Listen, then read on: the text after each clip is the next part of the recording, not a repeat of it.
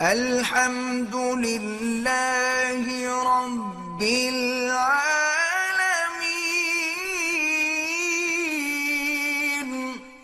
Natural جو nature ہے، صبح صبح اٹھ کے ورزش کرو، پیاس لگ رہی ہے تو پانی پیو، بھوک لگ رہی ہے تو کھانا کھاؤ. ہمارے نبی صلی اللہ علیہ وسلم بلکہ قرآن نے صحت کا ایسا بہترین نسخہ بیان کیا، کلو وشربو ولا تسرفو، کھاؤ پیو، حد سے تجاوز مت کرو، اعتدال سے کھاؤ، اعتدال سے پیو. مسئلہ خراب ہوتا ہے جب ہم حدود سے تجاوز کرتے ہیں، کھانا ایسے کھاتے ہیں کہ اس کے بعد دنیا میں کبھی ہمیں کھانا دیکھنے کو نہیں ملے گا. پانی بھی ایسے پیتے ہیں کہ پورے جگ پیتے، پیاس لگ رہی ہوتی ہے تمیز سے بھائی ایک گلاس پیو، تھوڑی پیاس بجھ جائے گی، پھر دوبارہ پیاس لگے تو پھر پی لینا. افطاری میں دیکھیں نا پورے جگ کیسے انڈیلتے ہیں. تو ہر چیز تمیز سے. اسی طرح جب بات چل پڑی ہے تو ایک اور بات بتا دوں، یہ بھی بہت زیادہ سوال اٹھایا جاتا ہے کتنے گھنٹے سونا چاہیے. دیکھو جب سے آدم علیہ السلام آئے ہیں نا، اس وقت تو ڈاکٹر بھی نہیں تھے.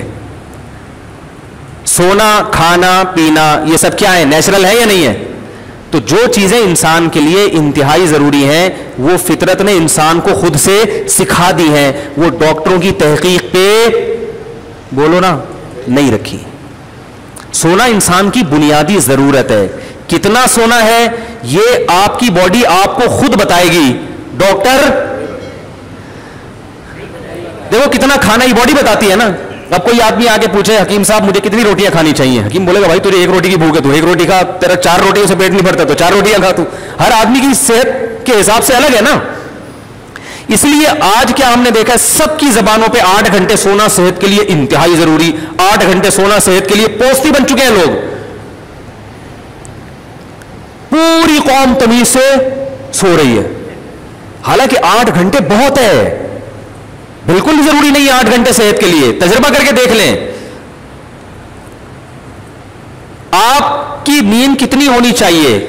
جتنی نیند کے بعد آپ فریش ہو جائیں وہ نیند آپ کی صحت کے لیے ضروری. تجربہ کر کے دیکھیں، رات کو 4 گھنٹے تسلی سے سوئیں اور اٹھیں، اس وقت تو تھکاوٹ ہوگی، اٹھ کے جب وضو وغیرہ کر کے مسجد میں آئیں آپ بالکل فریش ہو چکے ہوگے. یہ اس کی علامت ہے کہ آپ کے لیے کتنے گھنٹے ضروری تھی رات کی نیند؟ 4 گھنٹے. اگر آپ فریش نہیں ہو تو آپ بڑھا دو اگلے دن ٹائم، سمجھ رہے ہیں؟ اور اگر آپ 4 گھنٹے فریش ہیں، آپ 3 گھنٹے سو کے دیکھیں، 3 گھنٹے کے بعد بھی فریش ہو رہے ہیں، اس کا مطلب آپ کے لیے رات صرف 3 گھنٹے کی نیند بھی کافی تھی. ہر ایک کی باڈی، ہر ایک کی خوراک، ہر ایک کی عمر، اس کے لحاظ سے سونے کا معیار مختلف. ہر ایک کا کھانا جیسے دوسرے سے مختلف ہے نا، تو ہر ایک کا سونا بھی دوسرے سے مختلف. دماغی کام زیادہ ہے تو نیند بھی خود بخود. دماغی کام دھیلے کا نہیں کر رہے آج کل لوگ، ہر وقت فضول چیزوں میں، انٹرٹینمنٹ میں اور ان چیزوں میں. دماغ تھوڑی تھکتا ہے ان چیزوں میں، دماغ تو فریش ہوتا ہے. اور نیند لے رہے ہیں، گھوڑے بیچ کے سو رہے ہیں. سوتے ہیں ایسا رات کو 2-3 بجے سوئیں گے اور 12 بجے اٹھ رہے ہیں. اور یہ بھی ایک غلط فہمی ہے کہ چھٹی والے دن زیادہ سونا چاہیے، پورے ہفتے کی تھکاوٹ اترتی ہے. 100% غلط ہے، 100% غلط ہے. اگر آپ پورا ہفتہ تھکے ہوئے ہیں تو اس کا مطلب یہ نہیں کہ پورے ہفتے کے نیند کو گھنٹوں کو جمع کر کے اتوار والے دن گریوی لگائیں، وہ ایسا کچھ نہیں ہے. اگر آپ 4-5 گھنٹے گہری نیند سو جاتے ہیں تو پورے ہفتے کی تھکاوٹ بولو بھائی اتر جائے گی اس سے. تو میں اگر آپ اجازت دیں، بیان تو سورہ ملک میں نہیں ہو رہا، اگر آپ مجھے اجازت دیں تو میں سلیپ مینجمنٹ کے حوالے سے کچھ چیزیں آپ کو ساتھ کو بتا دوں. پھر آپ بولتے ہیں یار ہم اصلاحی بیان سننے آتے ہیں یا سونے جاگنے میں لگا دیے مفتی صاحب. یہ بھی ہماری شریعت کا حکم ہے نا کہ تبلیغ میں نکل کے کیا کہتے ہیں؟ کم کھانا، کم سونا اور کم باتیں کرنا، یہی بولتے ہیں نا. تو کم سونا بھی ہماری شریعت کا حکم ہے تاکہ ٹائم کو ضائع نہ کیا جا سکے. صحابہ دیکھو قرآن میں صحابہ کے کیا اوصاف ہیں، راتوں کو اللہ کی عبادت کرتے ہیں. تو اگر یہ اتنی لمبی نیند ضروری ہوتی تو عبادت کا ٹائم کب ملے گا ہے؟ تو 2 چیزوں کو نیند میں فوکس کرنا بہت شدید ضروری ہے. زیادہ کھائیں گے تو زیادہ سونا پڑے گا، زیادہ کھاؤ گے تو زیادہ سونا پڑے گا، زیادہ پیو گے تو بھی زیادہ سونا پڑے گا. یہ ذہن میں رکھیں. جیسی پانی جاتا ہے نا تو بھی ہمارے جسم کے جو پارٹس ہیں وہ اپنے کام کرنا شروع کرتے ہیں، وہ بھی تھکتے ہیں. پانی میں اتنا نہیں تھکتے. اب ایسا نہ ہو بلا وجہ پانی کم کر کے وہ کوئی بیماری نہ پیدا ہو جائے. جتنا عادت بن چکی ہے وہ اس عادت کو تو بہرحال اب اس کو تو لے کے چلیں، خام خام نہ پھوڑنا شروع کر دیں. تو سونے میں دو چیزوں کو اگر آپ نے کنٹرول کر لیا نا تو آپ بہت تھوڑا سو کے نتائج بہت اچھے حاصل کر سکتے ہیں. نمبر ایک, رات کو جلدی سونا. سمجھ رہے ہیں؟ رات کی چند گھنٹوں کی نیند دن کی کئی گھنٹوں کی نیند سے بہتر ہے.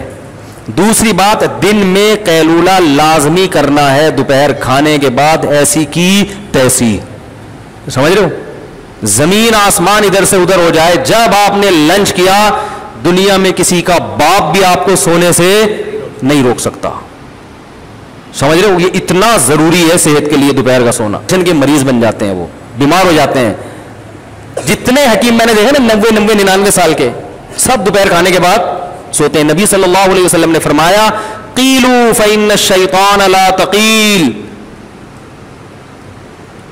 فإن الشیطان لا یقیل. میں اکثر اس حدیث کو لا تقیل پڑھتا ہوں, اصل میں لا یقیل ہے کیونکہ شیطان مذکر ہے نا, وہ مؤنث تھوڑی ہے. فإن الشیطان لا یقیل. آپ نے فرمایا قیلولہ کیا کرو, شیطان قیلولہ نہیں کرتا. کتنی شدید وعید ہے دوپہر نہ سونے پر.